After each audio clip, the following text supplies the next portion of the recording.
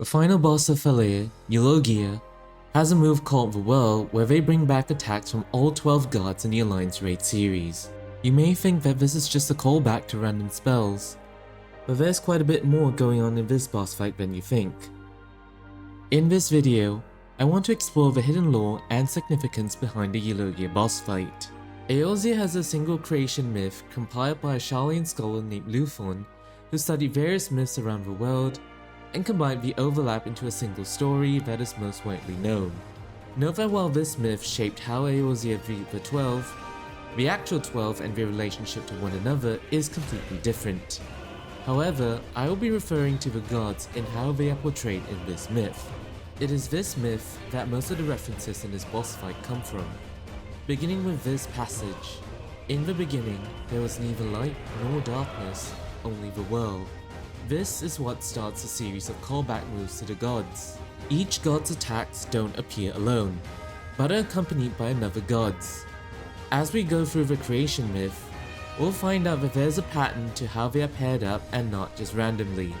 Note that the order of how the attacks appear in the boss fight do not match up with the order of when the gods associated with them appear in the myth, so there will be a bit of back and forth between the myth and the fight. Let's start by looking at the myth. First from the world came Alphec, then Nymeia, who Alphec raised as a daughter, before their love for one another could no longer be contained. Thankfully this is just a myth, aka fanfic of the actual 12 that we fight, otherwise...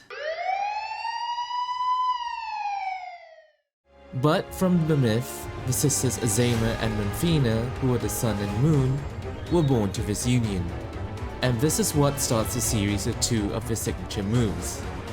Menphina's loves light, and Azema's solar fans. Then we get Alphec and Nymeia's time and tide and hydrostasis. Now let's take a pause and go back to the myth. In the myth, the next god to be created is Thaleia, who created the rivers. Azema would fall in love with him and they would have two children, Limlane and Nathaka. Limlane would create the seas, and Nathaka life. The world then became dormant, but another god Oshon appeared who would create the mountains. The rivers, seas, and mountains did not stop expanding, and so Nymeia calls down a comet to destroy the excess. It isn't clear in the English version of the myth, but this comet is the god Rhalgr. I will post the Japanese version of the corresponding passage translated into English on the screen for you to refer to. The world comes alive again and creates two more gods, the siblings Byregot and Halone. Nymeia puts the two in Rhalgr's care. Byregot doesn't like that Rhalgr teaches him nothing but destruction, so he goes to learn about creation from Thaleia instead. And now back to the fight. We have Rhalgr's destructive bolt, and after that Thaleia's hieroglyphica, followed by Rhalgr's fist of the destroyer. These two probably have the weakest relationship to each other compared to other gods paired in a fight. The best way I can describe them are Byregot's two daddies. Next is Nathaka's matron's breath, and Lilane's torrential tridents. Both of them are sisters in the myth born to Azema and Thaleia. Then we have Byregot's strike, and Alone's thousandfold thrust.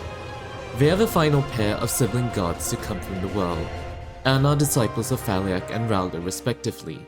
Going back to the myth, remember how Halone was still under Rhalgr? She likes the fighting and destroying thing way too much when Oshon takes her along on his travels, and she decides to fight everything that moves. This pisses off Nathaka, whose creations are getting killed left and right.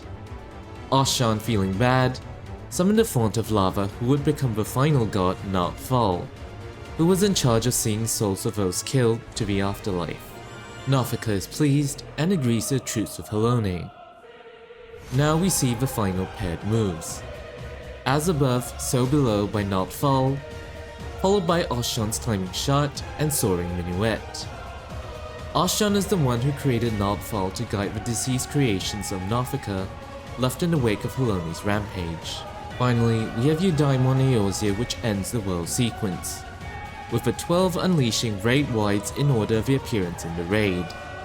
I hope you had fun watching this video. After all this time, we finally learned the story of how Eorzea's gods came to be.